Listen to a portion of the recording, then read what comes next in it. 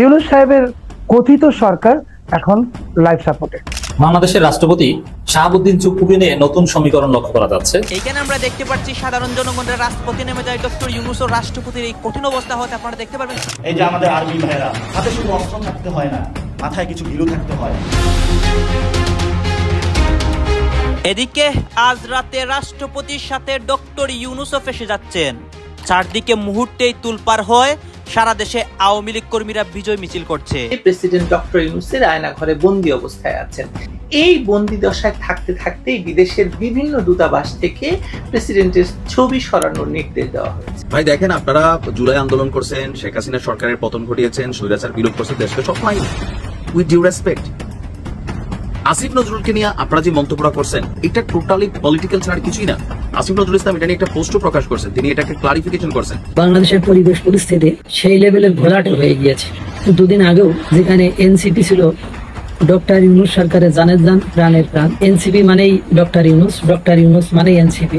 জামাত ইসলামী চরমনায় সহ ইসলামপন্থীদের ইঙ্গিত করে তারেক রহমান মারাত্মক একটা কথা বলেছেন, যেটা ধৃষ্টতাপূর্ণ। তারেক রহমানকে ক্ষমা চাওয়ার আলটিমেটাম দেওয়া, একদম হাসিনা হয়ে উঠছে তারেক রহমান। দেশে আসার আগেই সে অনলাইনের মধ্যে থেকে বিদেশে বসেই হাসিনা হয়ে গেছে। এদিকে রাষ্ট্রপতিকে অপসারণ করে কঠিন বিপদে ডক্টর ইউনূসের সরকার। এবার শেখ হাসিনার সাথে সাক্ষাৎ করতে পারে রাষ্ট্রপতি শাহাবুদ্দিন চুপ্পু, গঠন হতে পারে প্রবাসী সরকারও। পদত্যাগ করেন নেই শেখ হাসিনা, আবারও প্রসঙ্গ তুলে ডক্টর ইউনূসকে হুঁশিয়ারি বার্তা দিল রাষ্ট্রপতি। আসসালামু আলাইকুম দর্শক, নতুন একটি নিউজে আপনাকে স্বাগতম। ইতিমধ্যে আমরা দেখতে পাচ্ছি রাষ্ট্রপতিকে নিয়ে তুলপার হয়েছে সারা দেশ এবং রাতে ভয়াবহ পরিস্থিতি চলছে।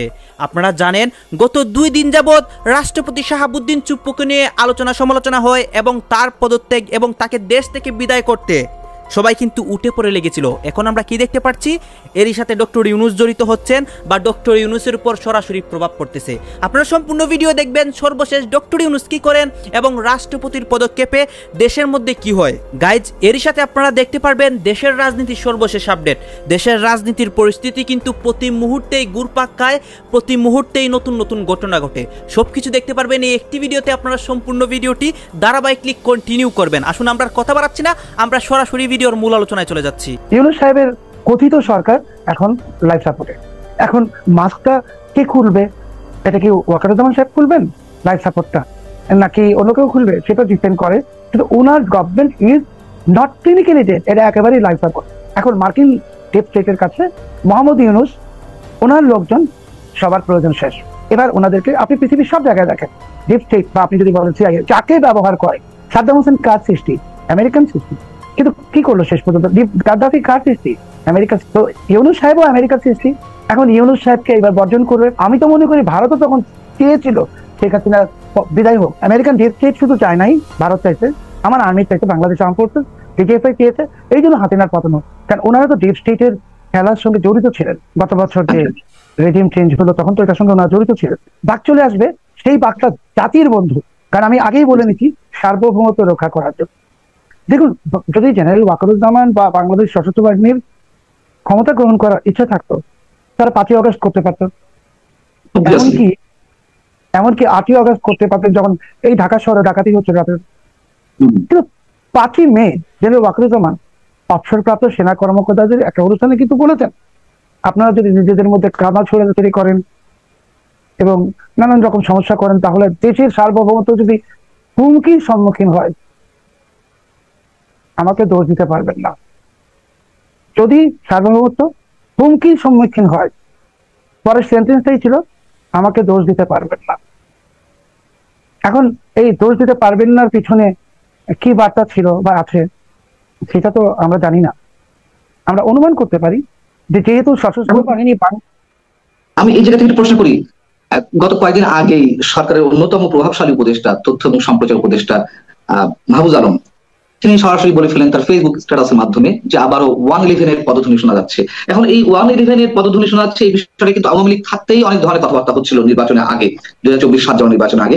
এবং এই 111 এর এক ধরনের গুঞ্জন বলি, গুজব বলি, বাস্তবতা বলি, যাই বলি, এখন আমরা এর থেকে এখনো পর্যন্ত বেরোতে পারিনি। এবং যে সেনাবাহিনী এনসিপি নেতাদেরকে সব ধরনের প্রোটোকল দিয়ে বা তাদের রক্ষার জন্য নানান ধরনের পদক্ষেপ নিয়ে যথেষ্ট সমালোচিত হয়েছে, একটি বাস্তবতা। তারপরেও মাহফুজ আলম বা এনসিপির পক্ষ থেকে যারা আছেন সরকারে, তাদের মুখ থেকে আমাদেরকে এই ধরনের কথাবার্তা শুনতে হচ্ছে। আসলে কি তাদের কাছে কোনো ইনফরমেশন আছে, নাকি এগুলো কোনো আতঙ্ক ছড়ানো হচ্ছে, শুধুমাত্র একটা ইস্যু তুলে দেওয়া হচ্ছে? বিষয় কি আসলে আপনার কি মনে হয়?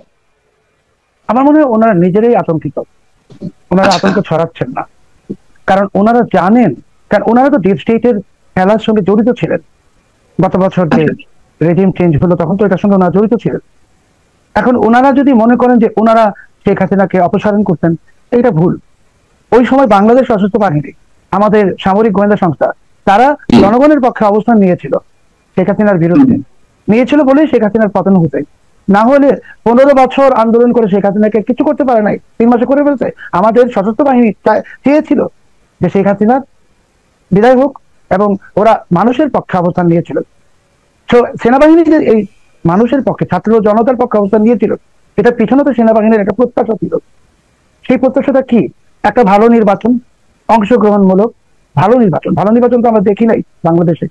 সেই নির্বাচনের পরে গণতান্ত্রিক নির্বাচিত সরকারের হাতে ক্ষমতা হস্তান্তর, এটা ছিল সেনাবাহিনীর মূল এজেন্ডা, এটা এখনো আছে। এখন যাদের কথা আপনি বলছেন, ওনাদের তো ভোট বেস নাই। মানে ধরেন যার কথা বললেন, উনি যদি বিএনপির একজন অজ্ঞাত অখ্যাত কারো বিরুদ্ধেও কোনো নির্বাচনে প্রতিদ্বন্দ্বিতা করেন, ওনার তো জামানত বাজেয়াপ্ত হবে। তার মানে ওনাদের তো ভোটার নাই। তা ওনাদেরকে ভোটার যেহেতু নাই, একটি ভিডিওতে বলেছিলাম যে প্রেসিডেন্ট ডক্টর ইউনূসের আয়না ঘরে বন্দী অবস্থায় আছেন। এই বন্দী দশায় থাকতে থাকতেই বিদেশের বিভিন্ন দূতাবাস থেকে প্রেসিডেন্টের ছবি সরানোর নির্দেশ দেওয়া হয়েছে। তার মানে কোথাও না কোথাও কিছু হচ্ছে বা হওয়ানোর চেষ্টা হচ্ছে। 17ই আগস্ট রবিবার পররাষ্ট্র মন্ত্রণালয়ের কর্মকর্তারা এমন তথ্য জানিয়েছেন। ঘোলা পানিতে মাছ শিকারের চেষ্টাও প্রবল সদরে অন্দরে, অপ্রত্যাশিত কিছু ঘটনা ঘটেও যেতে পারে। এই ব্যাখ্যা আমার নয়, সরকার এবং আমেরিকা ঘনিষ্ঠ বাংলাদেশের একমাত্র ট্যাবলয়েড দৈনিক মানব জমিনের অনলাইনে প্রকাশিত হয়েছে এই ব্যাখ্যা। প্রেসিডেন্ট যাচ্ছেন, হয়তো সেনাপ্রধানও যাবেন, কিন্তু যারা আসবেন তারা কারা বলুন তো? আর তারা আসবেনই বা কিভাবে? ছবি সরেছে, প্রেসিডেন্ট কবে সরছেন? এই প্রশ্ন এখন সবার মুখে মুখে ফিরছে, তীব্র হয়ে উঠছে সর্বত্র। দিন কয়েক আগে একটি ভিডিওতে বলেছিলাম যে প্রেসিডেন্ট ডক্টর ইউনূসের আয়না ঘরে বন্দী অবস্থায় আছেন। তাকে এমন ভাবে বন্দী করা হয়েছে, তাকে চাপ দেওয়া হচ্ছে এবং তাকে তার পরিবারের কাউকে জিম্মি করে হয়তো এই চাপ দেওয়া হচ্ছে। এই বন্দী দশায় থাকতে থাকতেই বিদেশের বিভিন্ন দূতাবাস থেকে প্রেসিডেন্টের ছবি সরানোর নির্দেশ দেওয়া হয়েছে। কোনো লিখিত নির্দেশ নয় এটি, বরং অলিখিত নির্দেশে প্রেসিডেন্টের ছবি সরানো হয়েছে ইতিমধ্যে। তার মানে কোথাও না কোথাও কিছু হচ্ছে বা হওয়ানোর চেষ্টা হচ্ছে। সংবাদ মাধ্যমে প্রকাশিত খবর বলছে, বিদেশে বাংলাদেশের সকল কূটনৈতিক মিশন, কনসুলেট, কূটনীতিকদের অফিস এবং বাসভবন থেকে রাষ্ট্রপতি মোহাম্মদ শাহাবুদ্দিনের ছবি অপসারণ করতে আনুষ্ঠানিকভাবে লিখিত কোনো নির্দেশনা না দিলেও গেল কয়েক মাস ধরে জিরো পোর্ট্রেট নীতি বা কোনো ছবি না রাখার সিদ্ধান্ত অনুসরণ করা হচ্ছে। 17ই আগস্ট রবিবার পররাষ্ট্র মন্ত্রণালয়ের কর্মকর্তারা এমন তথ্য জানিয়েছেন।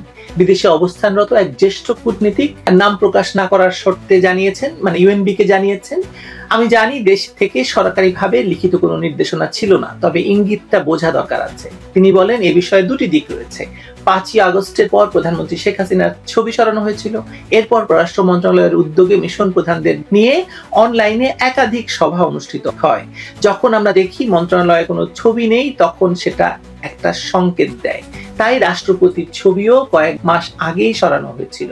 তিনি আরো জানান, তার ধারণা অধিকাংশ মিশন কয়েক মাস আগে থেকেই এই জিরো পোর্ট্রেট নীতি অনুসরণ করেছে। মানে ইউএনবির সঙ্গে কথা বলতে গিয়ে পররাষ্ট্র মন্ত্রণালয়ের আরেক জ্যেষ্ঠ কর্মকর্তা শুধু বললেন হ্যাঁ। ওদিকে বিদেশে বাংলাদেশের সব কূটনৈতিক মিশন, কনসুলেট, কূটনীতিকদের কার্যালয় এবং বাসভবন থেকে রাষ্ট্রপতির ছবি সরানোর নির্দেশের সঙ্গে নির্বাচনের কোনো সম্পর্ক নেই বলে জানিয়েছেন পরিবেশ উপদেষ্টা সৈয়দা রিজওয়ানা হাসান। এই একই দিনে সচিবালয়ের সাংবাদিকদের এক প্রশ্নের জবাবে উপদেষ্টা কথা জানান, সব দূতাবাস থেকে রাষ্ট্রপতির ছবি সরানোর জন্য মৌখিকভাবে নির্দেশনা দেওয়া হয়েছে বলে বিভিন্ন গণমাধ্যমে সংবাদ প্রকাশিত হয়েছে। নির্বাচনের আগে সরকার এ বিষয়ে কি বার্তা দিচ্ছে জানতে চাইলে রিজওয়ানা হাসান বলেন, আমি আদৌ কোনো বার্তা দেয় কিনা আমি জানি না। আমিও আপনার মতো শুনেছি এবং পত্রিকায় পড়েছি। আমি যেহেতু বিদেশি দূতাবাসে কাজ করি না, তাই আমি বলতে পারছি না প্রেক্ষিতটা কি। স্বাভাবিক, এটার সঙ্গে নির্বাচনের কোনো সম্পর্ক আছে বলে তার মনে হয় না। জামাত ইসলামী চরমনায় সহ ইসলামপন্থীদের ইঙ্গিত করে তারেক রহমান মারাত্মক একটা কথা বলেছেন, যেটা ধৃষ্টতাপূর্ণ। তারেক রহমানকে ক্ষমা চাওয়ার আলটিমেটাম দেওয়া উচিত। একদম হাসিনা হয়ে উঠছে তারেক রহমান। দেশে আসার আগেই ইমুতে সার্ভিস দিয়ে সে অনলাইনের মধ্যে থেকে বিদেশে বসেই হাসিনা হয়ে গেছে। দেশে আসতে যে কি হবে আল্লাহ জানে। তবে নাসিরউদ্দিন পাটোয়ারির কথাই মনে করে দিব, দেশে আসতে পারেন কিনা সন্দেহ আছে। কতবার দেশে আসার কথা বলছেন, বাড়িঘর ঘষা মাজা, কিন্তু আসার খবর নেই। যে নিশ্চিত হয়েছিলেন যে নির্বাচন হবে, তারপরে ব্যাগ গুছিয়েছিলেন, এখন আবার অনেকে বলছেন নির্বাচন হবে না। তো তারেক রহমান দেশেও যদি আসে, নির্বাচনও যদি না হয়, তাহলে বিপদ আছে। তো এই ঝুঁকি নিয়ে তারেক রহমান দেশে আসবেন না। দর্শক, তারেক রহমান বলছেন চরমপন্থা ও মৌলবাদের উত্থান যেন না হয়, সতর্ক থাকতে হবে। আচ্ছা, মৌলবাদ কে মৌলবাদ? বিএনপি কোনদিন ফ্রম জিয়াউর রহমান টু খালেদা জিয়া একটা প্রমাণ দেখান যে মৌলবাদ শব্দটা বিএনপি বলে কাউকে নিগেট করছে। আরে ভাই, প্রতিপক্ষকে মৌলবাদ বলা, হুজুর আলেম ওলামাদের মৌলবাদী বলা, এটা তো আওয়ামী লীগের গালি। সব আওয়ামী ন্যারেটিভ তারেক রহমান গ্রহণ করছে। আরে ভাই, চরমপন্থী তো আপনার দল। এরা পাথর মেরে মানুষ হত্যা করে, নিজেরা কামড়া কামড়ি করে 156 জনকে হত্যা করে। এরা কোমরে পিস্তল নিয়ে স্লোগান দেয়। আপনি চরমপন্থী খুঁজছেন কোথায়? আপনার দলই তো চরমপন্থী দল। আর মৌলবাদী মানে মৌলবাদী কি? সন্ত্রাসী এগুলো হতে পারে, জঙ্গি, কিন্তু মৌলবাদী বলা হয় কাদেরকে? এখানে তারেক রহমান মৌলবাদী বলতে জামাত চরমনাই সহ ইসলামপন্থীদের ইঙ্গিত করেছেন, এটা স্পষ্ট। চরমনাই অলরেডি জবাব দেওয়া শুরু করেছে, তারা ক্ষিপ্ত হয়ে গিয়েছে। আর দ্বিতীয় কথা, এই মৌলবাদী শব্দটা এসেছে কোথা থেকে? এটা মূলত আমেরিকান আবিষ্কার। এটা সেই ওয়ার অন টেররের জন্য তারা এটা আবিষ্কার করেছে। তারা ইসলামপন্থীদের, হুজুরদের, মুসলমানদের মৌলবাদী বলতো, এবং ওইটা ভারত থেকে বাংলাদেশে হাসিনা ইম্পোর্ট করেছে। হাসিনা জামাত ইসলামপন্থীদের, যারা পলিটিক্যাল ইসলামে বিশ্বাস করে, আল্লাহর জমিন, আল্লাহর আইন কায়েমের কথা বলে, তাদেরকে মৌলবাদী বলে গালি দিয়ে তাদেরকে ধরাশয়ী করতো। কিন্তু বিএনপি কখনো হুজুরদের বা ইসলামপন্থীদের মৌলবাদী বলতো না। বিএনপি জঙ্গিবাদ দমন করেছে। 2001 থেকে 2006 যে জঙ্গিবাদের উত্থান হয়েছিল, তাদেরকে বিএনপি দমন করেছে, রাইট? বিএনপি সরকারই তো ফাঁসি দিয়েছে আব্দুর রহমান বাংলা ভাইদের, আতাউর রহমান সানিদের। তাহলে আপনি তখনও তো বিএনপি বলেনি যে আমরা মৌলবাদীদের ফাঁসি দিচ্ছি। এখন তারেক রহমান মৌলবাদী, চরমপন্থী এগুলো নিয়ে এসেছেন কোথা থেকে? একদম ভারতের কোলে উঠে গেছেন তারেক রহমান। তারেক রহমানকে ক্লারিফাই করতে হবে। Tarek Rahman must clarify that তিনি মৌলবাদী বলতে কাদেরকে মিন করেছেন। যদি ক্লারিফাই না করেন, তাহলে এটা আমরা নিশ্চিত যে জামাত ইসলামী এবং চরমনাইকে মিন করেছে। এটা তো সবসময় বলে। আমার দেশ পত্রিকাকে বাচ্চা নেতা, বাটপান নেতা, একদম পচে গলে নষ্ট হয়ে গেছে, স্যাসরা ইশরাক বিএনপি, এ আমার দেশ পত্রিকাকে বলে মৌলবাদীদের আখড়া, মৌলবাদীদের পত্রিকা হয়ে উঠছে। আচ্ছা, মৌলবাদীদের পত্রিকা বলতে কি বুঝিয়েছেন? কে না বোঝে ভাই? এটা তো জামাত চরমনাই বা এদেরকে মিন করেছেন, ইসলামী দলগুলোকে মিন করেছেন, ইসলামপন্থীদের মিন করেছেন। আপনি তাদেরকে মৌলবাদী বলে গালি দিচ্ছেন। ইসলামপন্থীরা এই তারেক রহমানের বিরুদ্ধে, এই ভারতের দালালদের বিরুদ্ধে জেগে উঠুন, আপনাদেরকে মৌলবাদী বলে গালি দিচ্ছে। শুধুমাত্র ভারতের দালালেরাই ইসলামপন্থীদের মৌলবাদী বলে গালি দিতে পারে। এবং শাহবাগী টু, তারেক রহমান শাহবাগী হয়ে উঠছেন, চরিত্রগতভাবে শাহবাগী হয়ে উঠছেন, আকীদাগতভাবে, আদর্শিকভাবে। নইলে এভাবে মৌলবাদী বলতে পারেন না। তারেক রহমানকে জবাব দিতে হবে। আসলে চরমনাইয়ের লোকজন এই বিষয়ে লেখালেখি শুরু করেছে। যেমন চরমনাইয়ের একজন গুরুত্বপূর্ণ তাত্ত্বিক রেজাউল করিম আবরার, তিনি লিখেছেন চরমপন্থী এবং মৌলবাদের উত্থান যেন না হয় এ ব্যাপারে সতর্ক থাকার আহ্বান বলেছেন তারেক রহমান। আচ্ছা, মৌলবাদ কারা? মৌলবাদী বলে কাদের বুঝালেন তারেক রহমান? গর্ব করে বলি আমি একজন মৌলবাদী, ইসলামী মৌলবাদী। মানে চরমনাই অলরেডি ধরে নিয়েছে যে তাদেরকে বলেছেন। হ্যাঁ, তাদেরকে বলেছেন, জামাতকে বলেছেন। এখন এই বয়ানের তাৎপর্য কি? এই বয়ানের তাৎপর্য হচ্ছে সামনে ইসলামপন্থীদের, হুজুরদের নির্যাতন করা হবে মৌলবাদী ট্যাগ দিয়ে। তারেক রহমান ক্ষমতায় থাকতে ভারতকে খুশি করতে, আমেরিকাকে খুশি করতে এরকম জঙ্গি নাটক করবে, যেটা হাসিনা করেছিল। তার আলামত এটা। হুজুরদের অবস্থা খারাপ। তারেক রহমান যদি প্রধানমন্ত্রী হতে পারে, আপনাদের কচুকাটা করবে। আওয়ামী লীগ আর কি করেছিল, তার চাইতে বেশি করবে। কারণ আওয়ামী লীগ ক্ষমতা এসে না তারপরে ধরেছে, এরা ক্ষমতা আসার আগেই ধরছে। আপনারা দেখেছেন গাইবান্ধা এক জামাত নেতাকে গলা কেটে হত্যা করেছে। কে হত্যা করেছে? যুবদলের লোকজন। কেন? যুবদল নেতার সন্ত্রাসী কর্মকাণ্ডের তথ্য ছিল ওই জামাত নেতার কাছে, এবং তিনি এটা অনেকটা ফাঁস করে দিয়েছিলেন, অনেকে বলেছিলেন, তাকে হত্যা করা হয়েছে। জামাত নেতাকে এখনই গলা কেটে হত্যা করে। আর ক্ষমতায় আসলে ওই জিয়াউল হাসান নাকি জেনারেল, তার কর্মকাণ্ড দেখেছেন না আমার দেশের রিপোর্টে? হত্যা করে তারপরে রেল লাইনের উপর রেখে দেওয়া হতো, বলা হতো ট্রেনে কাটা পড়ে মারা গেছে। তারপরে মাথায় গুলি করে তারপরে বুড়িগঙ্গার নিচে লাশ ফেলে দিত, পাথর বেঁধে, যাতে একদম নিচে থাকে, উপরে না ওঠে, এক পর্যায়ে মাছ খেয়ে ফেলবে। হাজারের উপর গুম করেছে এক জিয়া। তো দর্শক, শুধু তারেক রহমান না, তারেক রহমানের আরেক আওয়ামী লীগ স্পেন্সার, তারেক রহমান যাকে আলাদা অ্যাসাইনমেন্ট দিয়েছে, ফজু পাগলা, হাবিবুর রহমান হাবিব, রুমিন ফারহানা, এই আওয়ামী আন্ডা বাচ্চাদের তারেক রহমান অ্যাসাইনমেন্ট দিয়েছে যে তারা যেন আওয়ামী লীগের পক্ষে কথা বলে, যাতে আওয়ামী লীগের লোকজন বিএনপিকে ভোট দেয় খুশি হয়ে। এই রুমিন ফারহানা বলছে ধর্ম ব্যবসায়ীদের জায়গা বাংলাদেশে হবে না। এই ধর্ম ব্যবসায়ী বলতে কাদেরকে বুঝিয়েছেন? ধর্মীয় দলগুলোকে বুঝেছেন, ইসলামী দলগুলোকে এরা বলেন ধর্ম ব্যবসায়ী, অথচ প্রকৃত ধর্ম ব্যবসায়ী হচ্ছে বিএনপি। চরমনায় পীর সাহেবের কাছে 5 কলি টুপি মাথায় দিয়ে যান, আবার সরসিনা পীর সাহেবের কাছে তখন সরসিনা গোল টুপি মাথায় দিয়ে যান। দর্শক আপনারা তো দেখলেন এখানে কি কথা হচ্ছে। এখানে কিন্তু অনেক বিষয় নিয়ে আলোচনা সমালোচনা হচ্ছে, দেশের বর্তমান অবস্থা এবং পরিস্থিতি নিয়ে সবাই সবার মন্তব্য প্রকাশ করতেছে। বিশেষ করে এখানে রাষ্ট্রপতির বিষয়ে অনেক কথা হয়, রাষ্ট্রপতিকে নিয়ে আলোচনা সমালোচনা হয়। অন্যদিকে ডক্টর ইউনূসের বিষয়ে কিন্তু চাঞ্চল্যকর অনেক ঘটনা বা অনেক তথ্য আসে। গাইজ, এই বিষয়গুলোর সাথে মানে এখানে যে আপনাদেরকে দেখিয়েছি, এইগুলোর সাথে আপনারা একমত পোষণ করেন নাকি দ্বিমত পোষণ করেন? অবশ্যই আপনারা আপনাদের মন্তব্যটা আমাদের কমেন্ট বক্সে লিখে যাবেন। আর হ্যাঁ, তখন আপনাদেরকে আমরা যা কিছু দেখিয়েছি সব কিছু আমরা সোশ্যাল মিডিয়া থেকে সংগ্রহ করছি। এখানে আমাদের নিজস্ব কোনো মন্তব্য নেই বা নিজস্ব কোনো সিদ্ধান্ত নেই।